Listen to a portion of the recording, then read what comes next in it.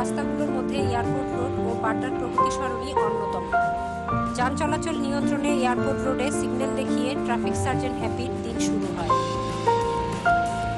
Happy যার অধীনে কাজ করেন তিনিও একজন নারী। নুসরাত জাহান মুক্তা গুলশান ট্রাফিক জোনের সহকারী কমিশনার।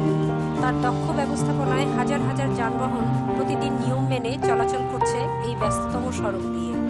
আসলে বাইরে থেকে বোঝা যায় না যে ট্রাফিকে যারা থাকে তারা প্রচন্ড কষ্ট করে। প্রথমে মিডিয়া অফিসার হিসেবে কষ্ট হতো, কারণ এত রোদের মধ্যে কখনো দাঁড়িয়ে থাকিনি বা এত মানুষের সঙ্গে, কারণ ট্রাফিক আইন বাংলাদেশে কেউ মানতে চায় না। সো ওদের সঙ্গে প্রচুর কথা বলতে হতো। ভোর 7টা থেকে শুরু করতে হয় এবং রাতে যতক্ষণ পর্যন্ত না ট্রাফিক সিচুয়েশন নর্মাল হচ্ছে ততক্ষণ পর্যন্ত থাকতে হয়। ভালো লাগে যখন লোকজন অ্যাপ্রিসিয়েট করে, বলে যে লেডি অফিসাররা ট্রাফিকে আসছে, সো ট্রাফিকে কারাপশন কমে যাবে এবং মানে লেডিদের প্রতি একটা পজিটিভ দিক আছে, সবার পজিটিভলি নেয় জিনিসটা, এটা ভালো লাগে। বাড্ডার প্রগতি সরণি, এখানকার ট্রাফিক জোনের সহকারী কমিশনার হলেন রহিমা আক্তার লাকি আর ট্রাফিক সার্জেন্ট হলেন রোজি। তার শুরুটাও হয় হ্যাপির মতোই। বাংলাদেশ সরকার প্রথমবারের মতো সম্প্রতি 28 জন নারী ট্রাফিক সার্জেন্ট নিয়োগ দিয়েছে।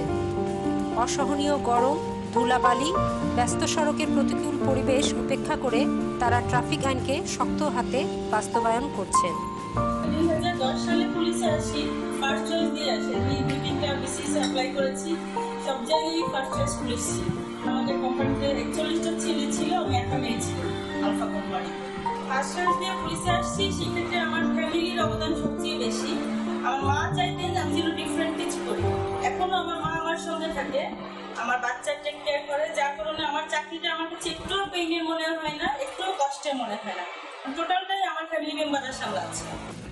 সকল বাধা অতিক্রম করে সাহসিকতার সাথে দায়িত্ব পালন করছেন তারা। আইন ভঙ্গকারী ও উদ্ধত গাড়ি চালকদের আচরণ দমিয়ে রাখতে পারেনি তাদের। পর্যাপ্ত সুযোগ সুবিধা প্রদান করলে লাকি, নুসরাত, রোজি ও হ্যাপির মতো অনেক নারী এই পেশায় কেরিয়ার করতে এগিয়ে আসতে পারেন।